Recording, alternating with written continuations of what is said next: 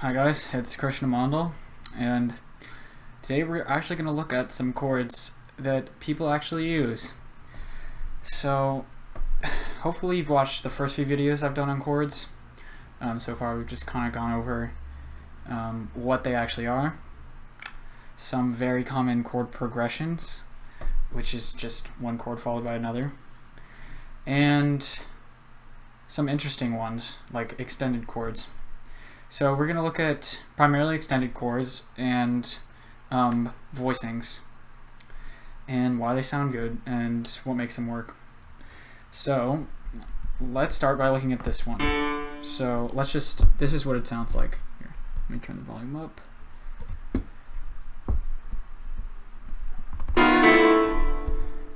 Okay, okay, here.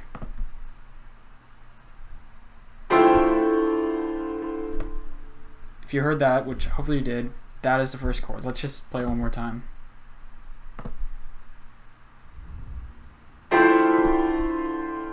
Yes. Very nice, interesting, kind of melancholy, but pretty warm sound. So let's look at it. So if you remember, it's best to start by looking at the root. The root is D. And we can tell that it's not an inversion because we can find the third and the seventh, so that pretty clearly outlines that it's D minor third, and D minor seventh, so it's most likely a D minor 7 chord. And so once we know that, we can just look for the highest extension, which we'll find to be that, which is the fourth step from D. But because it's an extension, we call that the 11th. So this chord is actually D minor 11th. So let's listen to it again.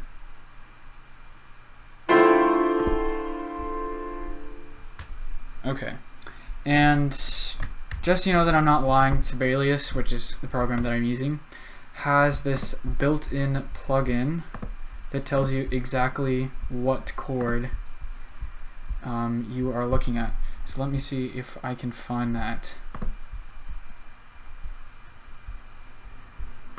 This shouldn't be so hard because I've had the program for quite a while. Okay. Chord symbols. No, hold on. It's gonna be that. And let's do half. Okay. So that's that. So hopefully you didn't see that last part, but like, yeah, D minor 11. And this actually is a special name for this voicing. It's called the Kenny Barron voicing. Kenny Barron is a famous jazz pianist, and it's a very comfortable voicing to do on piano. That is if you have large hands, because there's a stack of fifths in one hand and then a stack of fifths in the other hand. And if you remember, stacks of fifths, which are strong intervals, are good for making good voicings. So this is a very solid voicing. Can be used to voice a lot of different chords, not just D minor 11. It's good with major chords too, major 11 chords. So yeah, one of my favorite chords. I use it a lot. Keep in mind this stacking of fifths, super important, especially for writing lower parts. Lower parts meaning double bass or cello or bassoon. You don't really want it to get any closer than a fifth. Fifths are very solid, and they allow you to do a lot more in the upper register without making it too muddy and it's very solid. So let's look at the next chord. Now hopefully you didn't look at the labeling, but let's try to deconstruct it. So this is a little complicated because I actually don't even remember what it was. So, okay, I see a tritone here, B-F. So that means it could be either a G or a D flat. Now we don't have a D flat here, we have a D sharp. So I'm thinking it could be some kind of dominant chord. And I see a G here. So let's see, if we G, B would be the third, F would be the seventh. that's indicating some kind of dominant 7th chord. Then we have A as the 9th, and of course, okay, there we have D as the 5th. So it's G, and then there's a 9, but then we have this D sharp here. So what is that in relation to G? Well, that would be the sharp 5, which is kind of weird. So in this case, I think it's actually a slash chord is how you would notate it. So it would be G9. Remember, dominant chords don't have any extra word or phrase or symbol. It's just G and then whatever the extension is. It's G9 over D sharp, I think. So let's see. And I clicked the wrong button again, so let's just, if we do, okay. And G9 over E, well, D sharp and E flat are the same thing. In fact, if you think of this as an E flat, and then you build a G9 off of that, that would be, you could actually think of that as some kind of E flat augmented, because, so if you have E flat, and then you have the beginnings of a G chord, so G, and then B natural, that's an augmented chord. And then you're gonna have all these extensions, but that's kind of weird. You don't really deal with that so often. So I think it actually does a good job of classifying it as a G9, G dominant 9, over an E flat or D sharp. It's kind of an odd chord, so let's listen to how it sounds.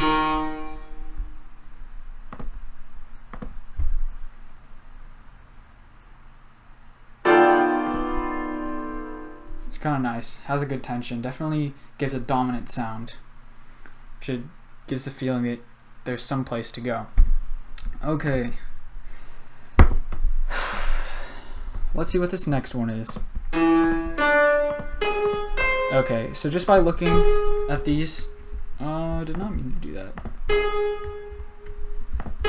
This note, okay. The E, the D, and the G sharp instantly give it away that it's a dominant chord. Hopefully you got that, and let's see. So E to G sharp, that sounds like a major third. It is a major third. E to D natural sounds like a minor 7th. That is a minor 7th. So when we have a major third on bottom and a minor 7th on top, it pretty much indicates that we're going to have a dominant chord. So let's just look for the highest extension. Well, okay, we have the D again. We have a G natural, which seems to be kind of conflicting. But in this case, it would indicate a sharp 9. The 9 is F, or F sharp. And because we're making the 9 sharp, then it's G. Because typically it's F sharp. Typically the 9 is F sharp. So if you were going to do flat 9, it would be F natural. If you were going to do sharp 9, then it would be G natural, because it's a half step above F sharp. So we have that, and then what do we have here? Well, that's pretty close to B, which is the 5th. So you could say that's the sharp 5. So we have E, dominant 7th, and then we have a sharp 5, which is the same thing as a flat 13, because the 13 refers to the 6, which in this case would be a C sharp. And what is that? Sharp 9. So I'm pretty sure it's an E, sharp 9, flat 13. That's what it should be. And I have a feeling I'm actually going to get this wrong. It might just show the flat 13, but let's see. And it's dominant, remember. So let's go. How many times have we made this mistake? I think every time. Okay, let's just use to start. I'm gonna do okay. Okay, so let's see. How does it okay, sharp 9. And it categorizes it as an augmented, and I can see that. So let's see how. E, G sharp is a major third, but then G sharp, that's another major third, so that definitely gives an augmented sound. But you could also think of that as a flat 13. The reason why it says it's augmented instead of just writing the flat 13 symbol is because there is no B. B is the fifth, and if there was a B, it would most likely take that into account and register this as a flat 13. But because there's no B to solidify this chord as an E major type of chord, it just assumes that it's an augmented chord. So that's a good one. Let's see how it sounds.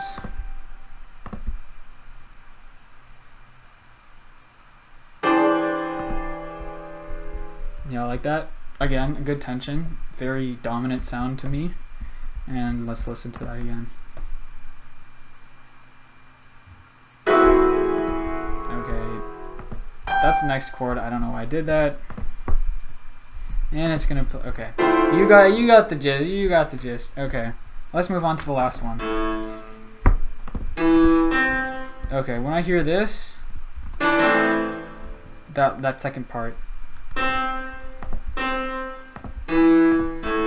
that's a very minor sound, because those are the notes of a triad, a minor triad.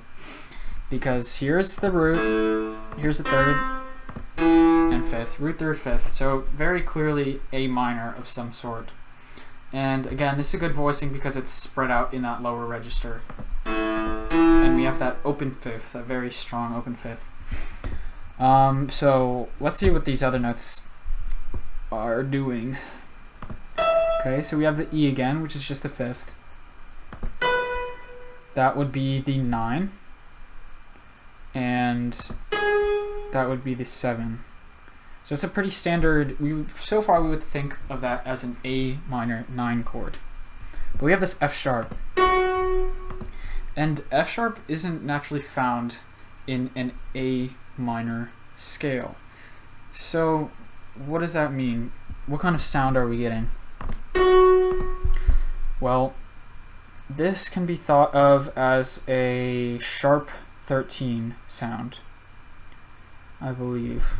So A minor, 9, and then we have the F sharp, which should act as the sharp 13.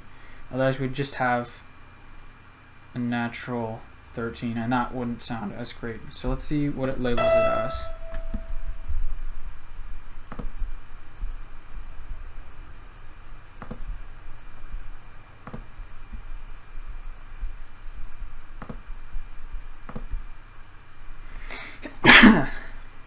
Excuse me. Okay. Let's see. A minor major 13. Okay, let's see why it's a minor major 13. So obviously it's A minor from before. The major 13, minor major. Oh, okay. I didn't take this into account.